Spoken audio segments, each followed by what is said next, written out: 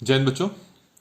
Class 10th में mathematics में हमारा जो चैप्टर स्टार्ट करने वाले हैं आज हम, वो है समांतर श्रेणी। ये चैप्टर नंबर 5 है। क्या होता है समांतर श्रेणी, उसके लिए आपको संख्याओं की एक सूची दे रखी है। पहली जो सूची है उसमें संख्याएं हैं 1 2 3 4, संख्या बढ़ रही है यहां पर। दूसरी जो सूची है उसमें पहली संख्या है 100, फिर 70 40 10, इसमें संख्या घट रही है। तीसरी में -3 -2 -1 0, इसमें संख्याएं बढ़ रही हैं। और चौथी में -3.1 -3.0 -2.9 -2. इसमें भी संख्याएं बढ़ रही हैं। तो ये हमारे पास जो चार संख्याएं दे रखी हैं इनको हम कहते हैं समांतर श्रेणी। यहां पर मैं एक और एग्जांपल अगर डालूं आपके पास 2, 2, 2, 2, 2, तो ये जो मैंने एक पांचवी जो संख्याओं की सूची लिखी है, ये भी एक समांतर श्रेणी है। समांतर श्रेणी होता क्या है, आप जरा पहली सूची को ध्यान से देखें। तो पहली सूची में क्या है कि 1 लिखा है, 1 में हमने 1 ऐड कर दिया तो क्या आया 2, फिर 2 में 1 ऐड किया तो कितना आया 3, 3 में 1 ऐड किया तो कितना आया 4 आया। इसका मतलब है अगर इस नंबर को आगे आपको लंबा खींचना है तो हर पद में आपको कितना जोड़ना पड़ेगा 1। तो ऐसे ही करते हैं, अगर मैं 4 में 1 जोड़ दूं तो 5 आ जाएगा, 5 में 1 जोड़ूंगा तो 6 आ जाएगा। ऐसे ही ये संख्याएं का विस्तार होता रहेगा। डी अगला बी जो क्वेश्चन है उसमें पहली संख्या है 100, फिर 70 40 10। मतलब हमने 100 में कितना जोड़ा है, हमने 100 में जोड़ा है -30। मतलब 100 में अगर हम -30 जोड़ दें तो ये कितना बनता है आपका 70। फिर 70 में हमने क्या किया, -30 को जोड़ा तो ये कितना आ गया 40। फिर 40 में हमने -30 फिर से जोड़ दिया तो कितना आया 10। तो अगर 10 में मैं फिर -30 जोड़ दूं तो ये आ जाएगा -20। इसका मतलब है जो आपके पास दूसरा एक सूची दे रखी है उसमें भी हमने हर पद में एक निश्चित संख्या को क्या कर रहा है, जोड़ा है। वो निश्चित संख्या क्या है, -30 को जोड़ते गए।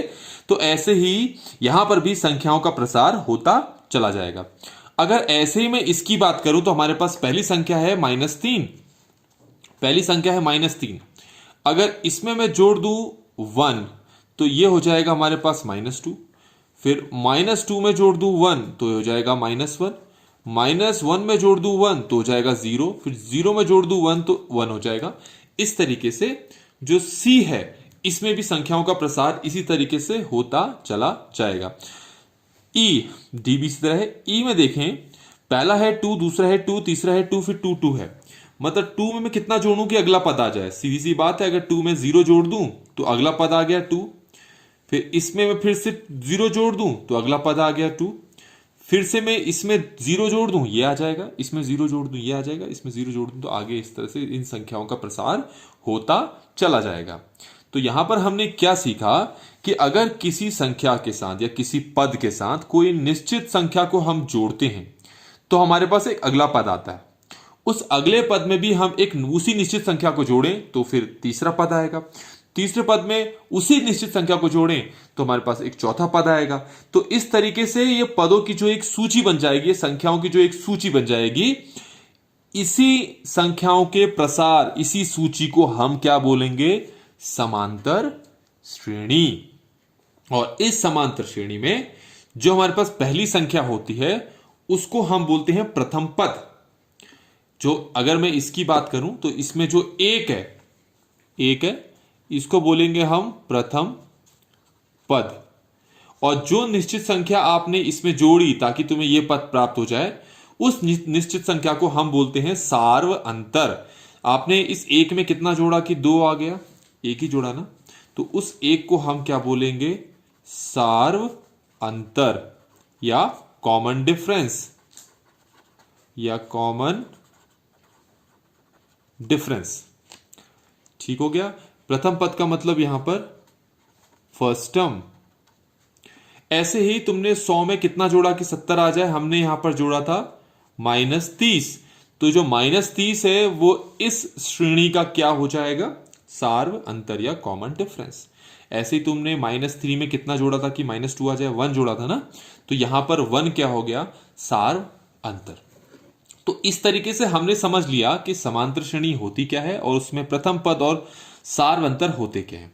तो अब हम समझते हैं कि समांतर श्रेणी की परिभाषा होती क्या है। समांतर श्रेणी संख्याओं की एक ऐसी सूची है जिसमें प्रत्येक पद अपने पद में एक निश्चित संख्या जोड़ने पर प्राप्त होता है।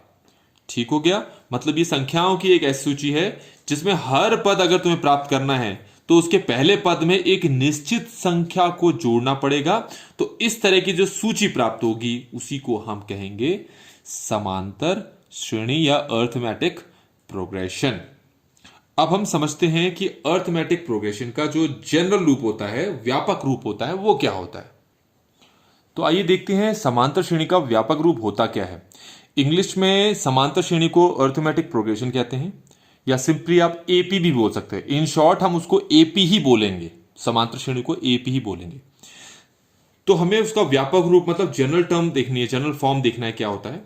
माना कि हमारे पास एक पद है ए, मैं क्या करता हूं, इसमें एक निश्चित संख्या डी को जोड़ दूंगा, इसमें ए में जोड़ दूं तो वो हो जाएगा ए प्लस डी। फिर इसमें भी मैं वही डी जोड़ दूं तो ये हो जाएगा ए प्लस डी। ऐसे ही इसमें भी मैं डी जोड़ दूं तो ये हो जाएगा ए प्लस डी। अब मैं जितनी बार डी जोड़ता जाऊंगा उतनी बार डी जुड़ता जाएगा। इसको ए को ए ही लिखो, ए प्लस डी, याद रखना इन दोनों को जोड़कर ए डी मत लिख देना क्योंकि दोनों अलग अलग तरह की संख्याएं हैं। यहां हमें एक्चुअल में इनका मान नहीं पता इसलिए इसको ऐसे लिखेंगे। डी प्लस डी एक जैसे हैं तो ये जाएगा 2d, तो ये हो जाएगा ए प्लस 2d। ऐसे ही यहां पर हमारे पास ये है ए प्लस कितने डी है हमारे पास यहां 3d, तो इसको हम लिखेंगे ए प्लस 3d, तो ये हमारे पास 3d। ऐसे ही अगला क्या हो जाएगा, अगले को हम बोलेंगे a प्लस 4d, फिर उसके अगले को हम बोलेंगे a प्लस 5d और इस तरीके से ये चलता जाएगा। तो ये हमारे पास हो गया समांतर श्रेणी का व्यापक रूप। तो अब अगर हमें कोई समांतर श्रेणी दे रखी होगी तो उससे हम प्रथम पद और सार्व अंतर आसानी से निकाल पाएंगे। तो इस टॉपिक में हमने ये समझ लिया कि समांतर श्रेणी होती क्या है, उसमें प्रथम पद क्या होता है, उसमें सार्व अंतर क्या होता है, और किसी समांतर श्रेणी को देखकर हम कैसे पहचान पाएंगे कि हाँ वो समांतर श्रेणी, मतलब किसी श्रेणी को कैसे हम जानेंगे कि वो समांतर श्रेणी ही है। एक एग्जाम्पल यहां ले लेते हैं। मान लो मैंने यहां पर लिखा 3, 5, 6, 9 और 13, क्या ये समांतर श्रेणी है, चेक करते हैं, है ना। पहले आप इन दोनों को माइनस करें, हमारे पास श्रेणी दे रखी है ना, हमें चेक करना है कि ये एपी है या नहीं है। तो उसके लिए पहले आप क्या करें, इन दोनों को माइनस करें। 5 में 3 माइनस किया तो 2 आ गया, 6 में 5 माइनस किया तो 1 आया, 9 में 6 माइनस किया तो कितना आया, 3 आया, 13 में 9 माइनस किया तो कितना आया, 4 आया। आप देखिए जो सार्व अंतर है वो एक जैसा नहीं है, वो अलग अलग है, इसलिए ये आपका एपी नहीं है। एक दूसरा दिखाता हूं मैं आपको, 2, 5, 8, 11, 14, चेक करें कि ये आपका एपी है या नहीं है। 5 में 2 माइनस करो कितना आ गया, 3। 8 में 5 माइनस करो कितना आया आपके पास, 3। 11 में 8 माइनस करो कितना आया, 3। 14 में 11 माइनस करो कितना आ गया आपका, 3। तो आपके पास जो ये अंतर है, द्वितीय पद और पहले पद को आपने माइनस करके जो निकाला है उसको हम सार्व अंतर कहते हैं। यही एक निश्चित संख्या होती है जो हर बार किसी पद में जुड़ती है तो ही अगला पद मिलता है। तो ये एक जैसे आ रहे हैं, इसका मतलब ये श्रेणी एक समांतर श्रेणी है, मतलब ये एक एपी है, ये एक एपी नहीं है। यहां पर इनके बीच का अंतर एक जैसा नहीं है, इसीलिए ये आपका एपी नहीं है, ये आपका एपी है। तो इस तरीके से हमने समझ लिया कि एपी होता क्या है, समांतर श्रेणी होता क्या है। नेक्स्ट वीडियो में हम एक्सरसाइज 5.1 को डिस्कस करेंगे। वीडियो अच्छी लगी हो तो लाइक करें, चैनल को सब्सक्राइब करें, वीडियो को शेयर करना ना भूलें। Thank you so much.